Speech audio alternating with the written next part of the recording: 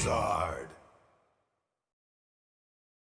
Welcome to Friend in the Ring. I'm Versus. This is a series where I showcase fighting games I enjoy from a casual perspective, and today we're looking at Guilty Gear Xrd Rev 2. Despite Guilty Gear Strive being on the horizon, this game may be worth your time. Now, Friend in the Ring videos are broken down into 4 segments: style, gameplay, content, and my final thoughts on the game. Let's begin with style. The first thing you probably notice is the absolutely gorgeous visuals. Developer Arc System Works had combined the animation techniques of traditional 2D animation with 3D game design to create something truly spectacular. It really looks timeless, and you'd be hard-pressed to find any other 3D fighting game with character movement this expressive.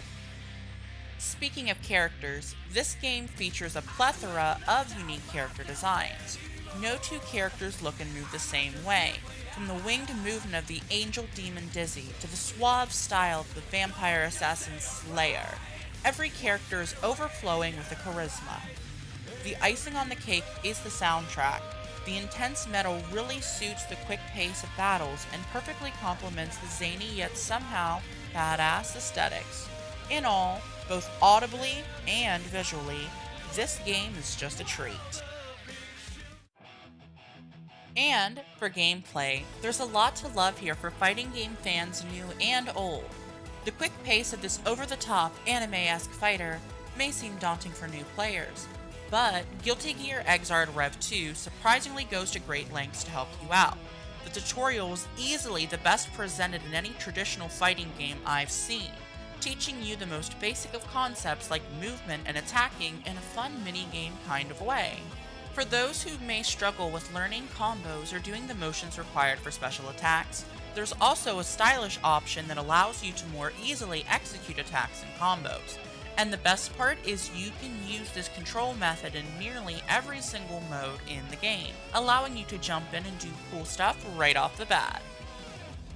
And for those fighting game fans out there who haven't given Guilty Gear or any Arc System Works fighting game a try before, you're in for a treat. The blistering speed of the game, the myriad of mechanics and systems, the huge roster of entirely unique playstyles, it all culminates in what is easily one of the best fighting games ever developed. There's just a feeling you get playing this game.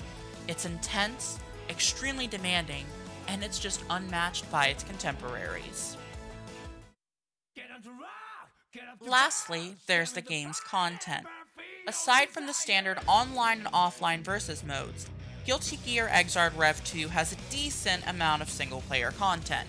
It offers a full cinematic story mode, however there's no actual fighting to be done in this mode, so it's more like watching a movie. If you'd rather fight and enjoy some story content, then there's the game's single-player arcade mode dubbed Episode Mode. It features full cutscenes at the beginning, middle, and end of each character's respective episode. There's also an RPG-like mode called MOM, where you take on powered-up opponents to collect medals and boost your stats. There's also, of course, the very comprehensive tutorial I mentioned earlier, as well as character-specific tutorials that give you a basic grasp of each character's unique moveset. There's even a set of missions that help players apply skills to actual combat situations. With such a large, unique cast to learn and many mechanics to master, Guilty Gear Xrd Rev 2 has a lot going on. Just don't expect a comprehensive single-player campaign. This is a game you play because you enjoy fighting and learning each character's unique set of tools. As for my final thoughts, despite Strive being on the way, I think there's still a lot of value in picking up Guilty Gear Xrd Rev 2. Not all of the characters featured in this game plan to return in Strive, and this entry will continue to get even cheaper. I think it'll keep burning for years to come.